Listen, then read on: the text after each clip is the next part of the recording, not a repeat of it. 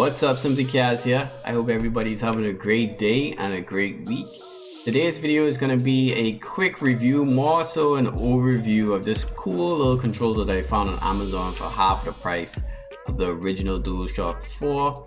I'm going to be mentioning, like, does it really stand up to a DualShock 4? It's positive, it's negatives, what's my intention with the controller, first impressions, etc. Alright, so I play a lot of NBA 2K and I'm very competitive. I try to have a 85 plus win percentage every year that I play 2K.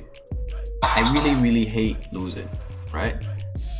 And sometimes when I get into my modes and so on, I just fling my controller, and sometimes I run through like maybe 2 to 3 of those controllers every year, right?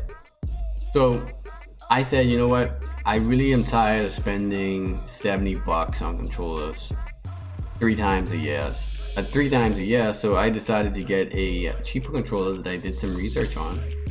When I was looking for this controller, I wasn't sure if I was gonna buy this one or I was gonna buy the Nikon professional controller for 70 bucks, which isn't gonna be much of a downgrade because it was about the same price, if not more expensive than the DualShock 4.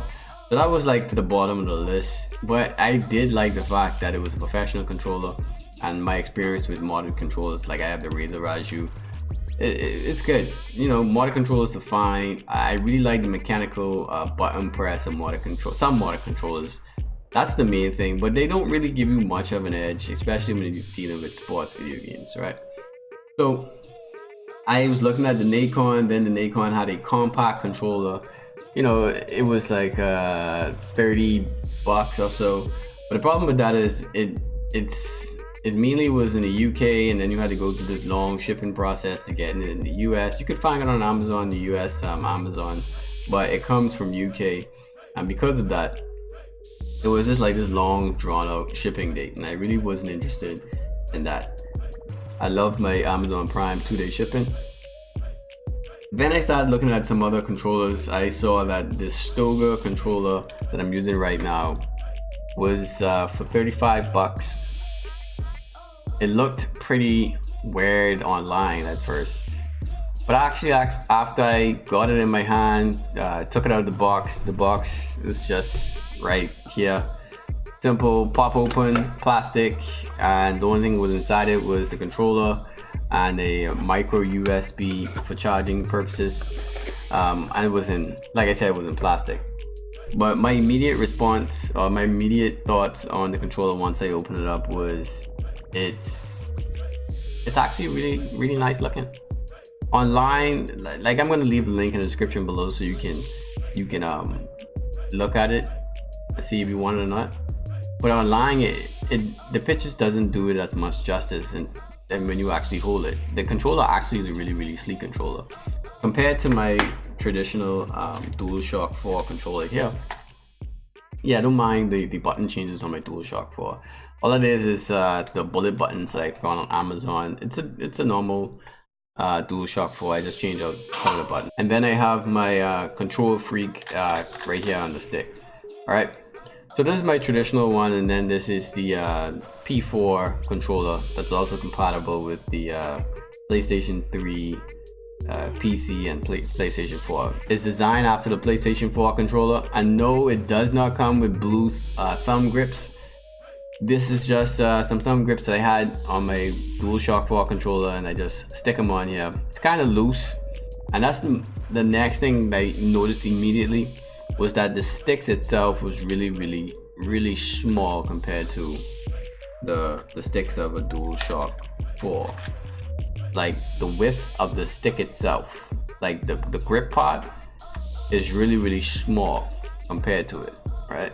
I don't know if you could kind of see the difference, but it's really tiny. And if you look at one joystick, the one without the blue on it, the blue grip on it, and then you look at the blue grip, you can see that there's a big difference in width of the two sticks. That's my main problem with this generic controller, was that the sticks are really small.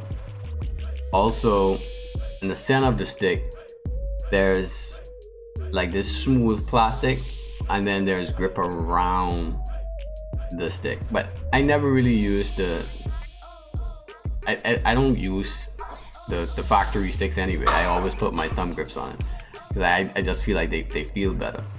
Once I put my thumb grips on it, it has a little looseness to it, meaning if you try to use controller freaks on these, it's not gonna work. Even if you try the Xbox ones, I've seen reviews where, well, I've seen notes in my research where the Xbox controller freaks are also too big for this.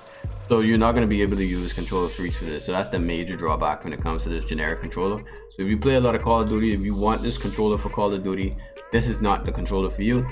But for the purpose of me playing my NBA 2K, the main feature that I like about this controller, it's honestly, it's the best thing about this controller for me.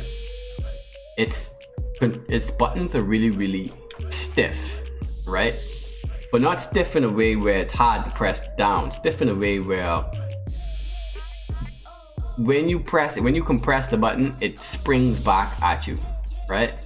It springs back at you. So that's actually a good thing when you're dealing with NBA 2K or any type of sports video game, because with the traditional DualShock 4, whenever you press a button, there's a lot of ways travel, especially when you're pressing like the square, triangle, circle, and X.